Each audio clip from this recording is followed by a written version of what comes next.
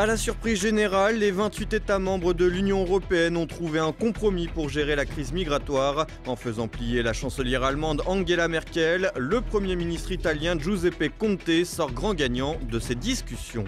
Elle devait être une solution de santé publique. La salle de shoot installée dans le 10e arrondissement de Paris provoque finalement le désordre dans ce quartier de la capitale. Trafic, incivilité et violence sont le quotidien des riverains. Alors que le marché de l'automobile français se porte exceptionnellement bien, des suspicions d'entente entre PSA et Renault viennent obscurcir l'avenir proche du secteur.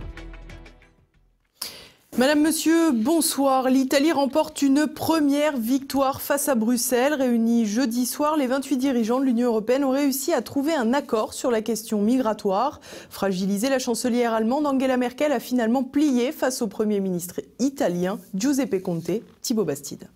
9 heures de négociations et à la sortie, un gagnant, l'Italie. Voilà comment pourrait être résumé le sommet de l'Union européenne. Jeudi, les 28 dirigeants de l'UE se sont réunis à Bruxelles afin d'envisager une solution à la crise migratoire.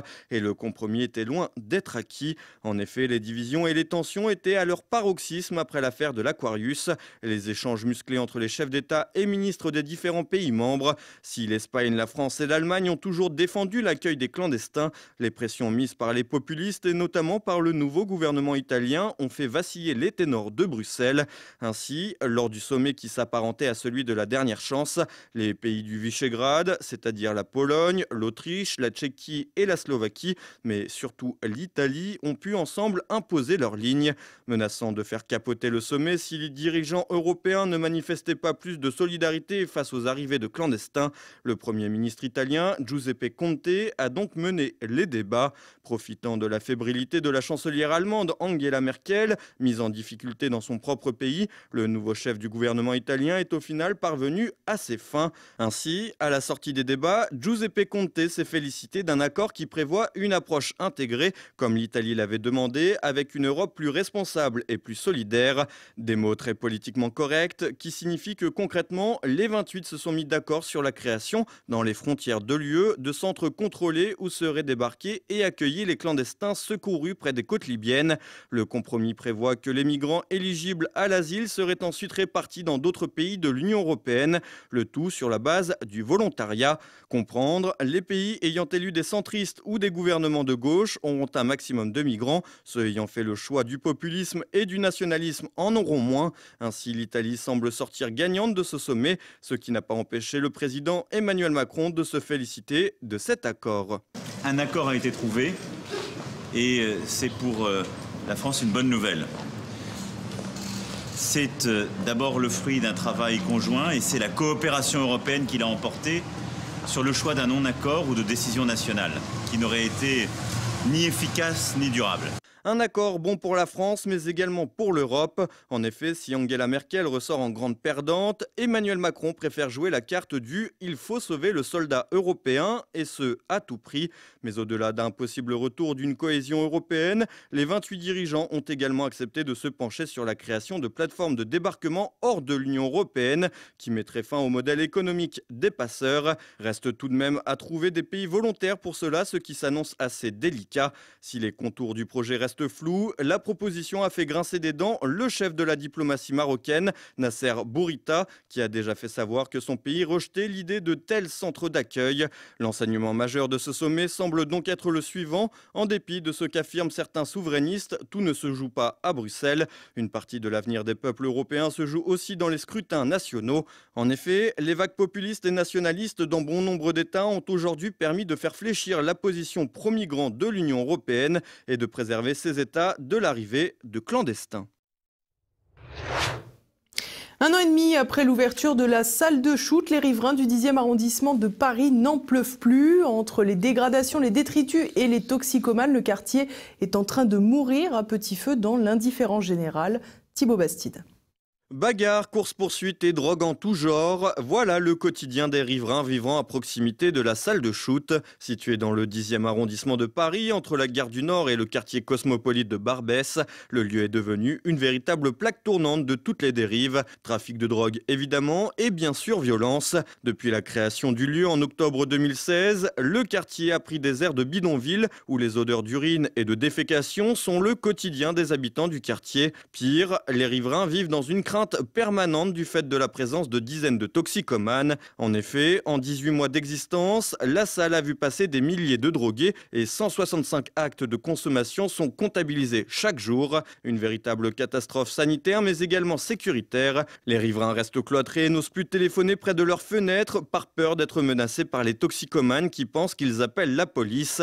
Malgré cela, la mairie de Paris et l'association Gaïa qui gère la salle de shoot se targuent de résultats positifs. N'ayant que faire de la situation des riverains, les élus préfèrent mettre en lumière le travail fait en termes de santé publique et d'accompagnement social. Pourtant, les dégâts dans le quartier sont colossaux. En effet, 5 chefs de service de l'hôpital Lariboisière situé à proximité soulignent que le climat de tension s'est nettement accentué. Les clients désertent le quartier et les commerces ferment les uns après les autres. Livrés à eux-mêmes, les habitants du quartier ont donc décidé de prendre les choses en main. Ainsi, ils ont envoyé aux autorités supposées compétentes un dossier de photos recensant différents incidents de rue depuis la création de la salle. Et le moins que l'on puisse dire, c'est que le dossier est épais puisqu'il compte environ 250 clichés, alors que l'expérimentation de la salle de consommation à moindre risque doit se poursuivre jusqu'en 2022. Les riverains demandent son déménagement dans un emplacement sans habitation, en prenant exemple sur la ville de Strasbourg. Cependant, leur demande reste pour le moment lettre morte, le ministère de la Santé faisant la sourde oreille.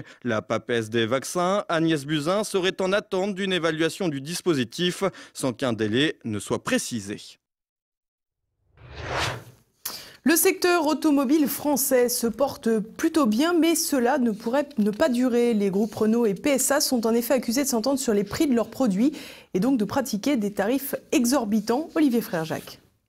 C'est une révélation qui pourrait bien mettre un terme à la bonne santé commerciale de l'automobile française. Mediapart a révélé fin mai que les groupes automobiles Renault et PSA fixaient concomitamment des prix de pièces détachées automobiles en fonction de la valeur perçue par le client, plutôt que selon le coût réel de revient. Il n'en fallait pas plus pour que l'association HOP, Halte à l'obsolescence programmée, saisisse l'autorité de la concurrence et le ministre de l'économie Bruno Le Maire. Pour l'association, il y aurait une entente horizontale de vente entre PSA, c'est-à-dire Peugeot et Citroën, avec Renault.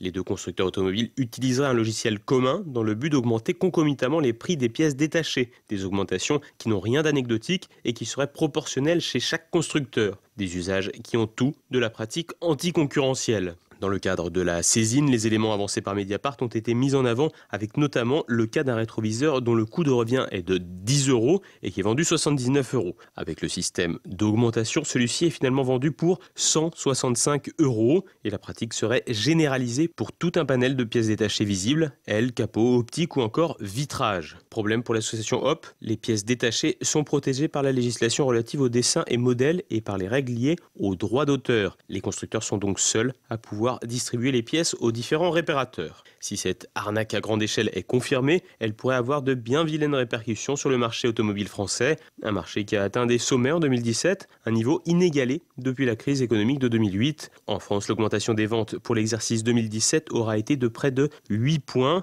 Avec de nouveaux modèles plus attractifs, les constructeurs français ont pu réaliser de bons résultats, des résultats qui pourraient bien déchanter en cas de confirmation des accusations d'entente, un scandale qui arriverait au pire des moments alors que la France pouvait tenter de jouer sa carte à fond face au secteur automobile allemand menacé par les mesures protectionnistes états-uniennes.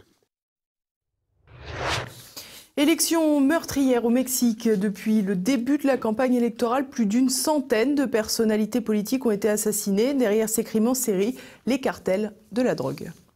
133 assassinats, c'est le nombre de victimes depuis le lancement de la campagne électorale des élections générales au Mexique. Autant dire une véritable hécatombe. À croire que le renouvellement du paysage politique ne se fera pas sans douleur. Parmi les victimes, on recense 20 candidats et 28 pré-candidats pour les élections du 1er juillet. D'une importance majeure, ces élections peuvent redessiner la carte politique du Mexique. les deux chambres sont renouvelées avec d'une part les 128 sièges du Sénat pour des mandats de 6 ans et d'autre part les 500 sièges de députés pour une durée de 3 ans. De là découlera donc l'élection du futur président mexicain pour succéder à Enrique Peña Nieto. La tête de l'État mexicain va donc changer et avec elle l'ensemble des échelons locaux. La vague de criminalité politique est massive et met en relief l'absence de protection des candidats sensibles. Seuls un peu plus de 200 bénéficient d'une sécurité assurée par les autorités publiques. Parmi les candidats assassinés, 23 maires. Une enquête a même établi qu'un élu local a 25 fois plus de chances d'être assassiné qu'un citoyen lambda. À ces chiffres s'ajoutent ceux des retraits de candidats aux mairies, une tendance qui indique que les cartels entendent s'assurer des relais politiques directement à l'échelon local. Du côté du scrutin national, l'élection présidentielle oppose 3 têtes d'affiche qui ont déjà eu des responsabilités politiques. 2 appartiennent ou sont soutenus par des partis de droite. Le 3e et grand favori, Manuel López Obrador, a pour sa part fondé son propre parti dissident des socialistes en 2011. Taxé de populisme par ses adversaires, il devrait devenir, à 64 ans, le premier président de gauche du Mexique. Son programme est principalement axé sur la lutte contre la corruption, l'amnistie pour les repentants des cartels, l'anti-américanisme. Habile, ce dernier a su donner des gages à certains milieux d'affaires. En outre, malgré son ancrage globalement à gauche, il montre un certain conservatisme sur les questions de société telles que l'avortement et le mariage homosexuel. Des sujets cruciaux dans une société où la religion catholique est très présente. Obrador n'a pas non plus hésité à s'allier avec le parti évangéliste. Ancien maire de Mexico, celui-ci a laissé un bon souvenir aux administrés. Déjà candidat lors de la dernière présidentielle, il avait perdu de peu au point que son parti n'avait jamais reconnu la défaite. Marqué par les assassinats, l'élection aura donc pour enjeu la lutte contre les cartels de la drogue, un classique au Mexique. Pourtant, même les 2 chefs d'État qui se sont succédés depuis 2006 ont mené une lutte sans merci contre les cartels, une lutte armée d'une extrême violence, avec des résultats certes, sans pour autant éradiquer le problème. En effet, dans un pays avec 50 millions de personnes sous le seuil de pauvreté, difficile de lutter contre des organisations à même de soudoyer plus de la moitié de la population. En 2017, le pays a connu plus de 29 000 assassinats. Pour les 5 premiers mois de 2018, on en compte déjà 13 000. Et c'est le moment de passer à l'actualité en bref avec Thibaut Bastide. RT France dans le viseur du CSA. La chaîne Russia Today a été avertie jeudi par le Conseil supérieur de l'audiovisuel pour des manquements à l'honnêteté, à la rigueur de l'information et à la diversité des points de vue dans un sujet sur la Syrie. Le CSA avait fait savoir avant même le lancement de la chaîne qu'il scruterait les moindres détails des programmes diffusés. Après cette mise en demeure, le Conseil supérieur de l'audiovisuel pourrait prendre des sanctions économiques contre RT. Rappelons que les médias officiels puisent leurs informations sur la Syrie chez les casques blancs, une officine proche des terroristes d'Al-Qaïda, sans que le CSA ne s'en émeuve. Nouvelle fusillade aux États-Unis. Jeudi, un individu a ouvert le feu dans la rédaction du quotidien Capital Gazette à Annapolis, dans le Maryland. L'attaque a fait 5 morts et 2 blessés. Le tireur a été arrêté. Il s'appellerait Jarod Ramos. Les autorités américaines ont immédiatement précisé qu'il s'agissait d'un adulte blanc. En 2012, Jarod Ramos avait attaqué pour diffamation la rédaction du journal qui avait écrit un article sur lui après une condamnation dans une affaire de harcèlement à l'égard d'une ancienne camarade de classe. L'appareil judiciaire prend feu. Jeudi, un incendie s'est produit dans le palais de justice flambant neuf à Paris. Le feu se serait déclaré au niveau d'un boîtier électrique situé au 29e étage du bâtiment. Entre 500 et 600 personnes ont été évacuées.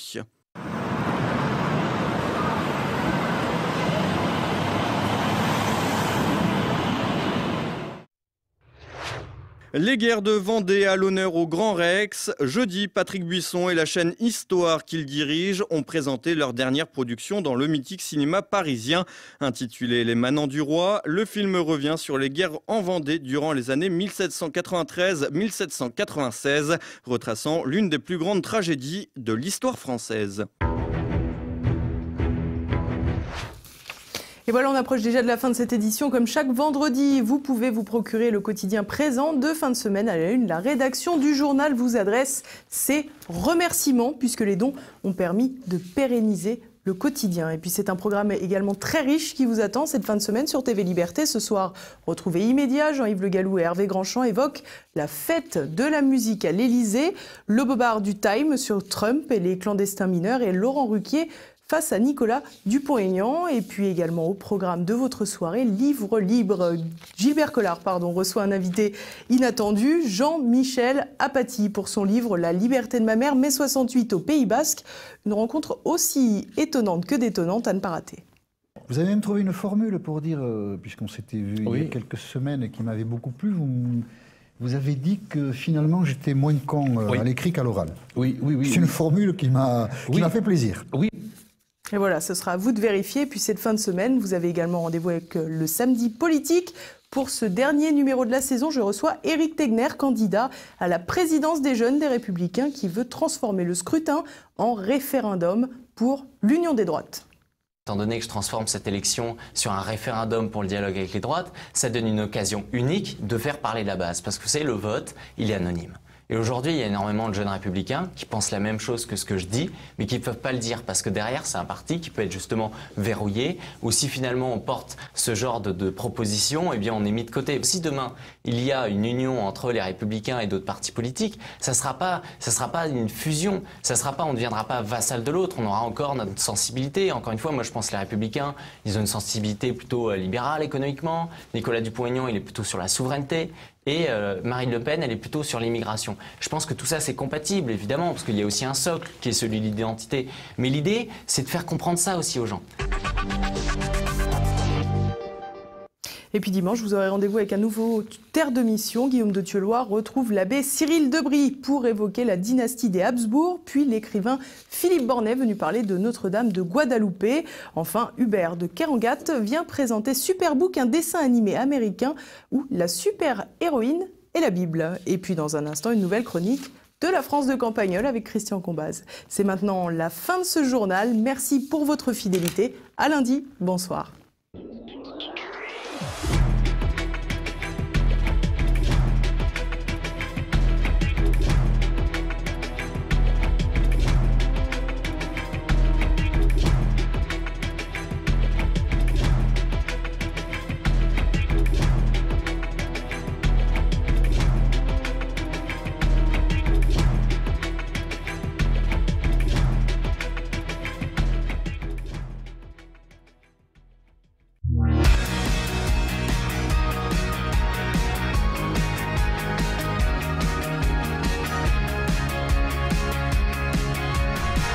Alors, on me demande en ce moment, qu'est-ce que ça vous fait d'être l'hôte d'une chaîne censurée 2 fois de suite pour raisons d'abord techniques puis politiques par l'un des mastodontes de l'industrie américaine et par sa direction française, qui visiblement a intérêt à être bien vue par le pouvoir macronien? Eh ben, ça me fait honneur déjà, parce que la ficelle est tellement grosse que tout le monde la voit et qu'il est toujours intéressant de montrer la sournoiserie du pouvoir. Ça prouve pas forcément qu'on est intéressant soi-même, mais ça suscite l'intérêt. Ensuite, ça me fait réfléchir. J'aimerais savoir, comme vous par exemple, j'imagine, ce qui se passe en Italie en ce moment sur YouTube, avec une majorité et un gouvernement qui correspondent à peu près à ce qui nous attend en France un jour ou l'autre. Que fait le YouTube italien en ce moment? Continue-t-il à censurer ces bêtes noires depuis qu'elles sont aux affaires? Eh ben oui, probablement, selon toute vraisemblance. La grande nouveauté aujourd'hui, c'est que c'est pas en changeant de régime qu'on change de censure. La propagande est devenue transfrontalière. On peut même dire qu'elle redouble quand un gouvernement légalement élu dit basta. On leur répond au nom de l'Europe, vous ne pouvez pas vous défaire de nous si facilement, vous allez voir, vous allez en baver, un peu comme les partisans anglais du fameux Brexit, là, qui font l'objet de menaces en ce moment. Il y a donc une opinion obligatoire en Europe, et même si l'Italie s'est dotée d'un gouvernement qui ne partage plus l'opinion obligatoire, le morceau de sel YouTube, Google, etc., dans le gâteau italien, va s'efforcer de dégoûter les gens d'un gouvernement légalement élu, avec des moyens transnationaux, pour essayer de le faire remplacer dans un an ou deux par une équipe plus favorable à l'occupant américain. En gros, ce que voudrait la machine mondialiste en Italie, c'est un gouvernement de collabos, quoi. Vous allez me dire, vous, enfin TVL, vous n'aviez qu'à pas vous exprimer sur YouTube, rien vous y obligeait. Oui, c'est vrai, il y a 20 ans, on pouvait aller ailleurs jusqu'à ce que la démission de tous les gouvernements nationaux laisse à YouTube et à Google, puisque c'est la même chose, le loisir de fusiller tous les autres modes d'expression nationaux, y compris la presse. le tout sans payer d'impôts ou très peu. Tous ces fameux GAFA ont donc occupé le terrain, sont devenus des monopoles en achetant les gouvernements, en plaçant leurs espions et leurs alliés au sein des équipes ministérielles. Et maintenant, quand les gouvernements changent et changent d'opinion sur ce qui leur arrive, eh bien, les agents dormants de la pensée obligatoire, eux, continuent leurs petites affaires dans l'ombre. Les agents d'influence mondiaux, c'est-à-dire américains, ont de plus en plus le pouvoir de museler qui ils veulent. Alors, qu'est-ce qui se passe en ce qui vous concerne, allez-vous me dire? En ce qui me concerne, d'abord, contrairement aux jeunes journalistes de la chaîne qui m'hébergent en ce moment, j'en vis pas. Je suis un écrivain retraité, ça change tout. Ensuite, j'ai pris soin depuis 1 an de détacher une chaloupe du navire TVL, et cette chaloupe s'appelle Campagnol TVL. Elle s'est placée assez tôt dans le sillage du navire amiral à bonne distance parce que je sentais venir la torpille. Désormais, sur YouTube, l'amarre est rompue et ma chaloupe vogue donc toute seule avec le sigle de la chaîne en haut à droite, comme vous le voyez. Mais ça peut être ça le problème, justement. Le diffuseur peut décider de couler ma chaloupe à tout instant, comme je l'ai souvent redouté depuis 1 an. Je vous rappelle que Campagnol sur Facebook a été fermé sans explication. Donc, en silence, j'ai pris quelques dispositions. J'ai réduit le volume de mes quelques 400 sujets à 10 mégas par sujet, l'équivalent donc d'une photo. Ce qui fait qu'on peut s'envoyer mes petites vidéos par courrier privé. Je veux dire qu'elles n'ont même plus besoin d'être hébergées quelque part. Et là, le côté viral sera bien plus dur à contrôler. À l'inverse, les sujets de TVL sont tournés et diffusés en haute définition. Et puis ils font 30 ou 40 minutes, ce qui les rend impossibles à échanger sous le manteau, tandis que moi, seul à l'écran, comme ça, avec ma petite veste noire, je peux être réduit à une définition très faible et donc à un encombrant minimal. Le message restant le même, évidemment, et pourtant je peux donc être échangé et envoyé 1000 ou 10 000 fois par jour, puisque dans votre courrier, chacune de ces 4 minutes ne pèse pas plus lourd, je le répète, qu'une photo. Alors là, souvenez-vous-en, le moment venu, mais le moment n'est pas venu, on trouve encore ce que je raconte sur Campagnol TVL et sur YouTube, mais sachez que si tel ne devait plus être le cas, les 400 sujets, dont celui de ce soir, sont prêts à monter dans une autre chaloupe qui s'appelle lafrancedecampagnol.fr, sans espace et sans accent. Notez cette adresse dans un coin. Pour l'instant, c'est une vitrine presque vide, mais en cas de censure, elle se garnira en 24 heures. Merci.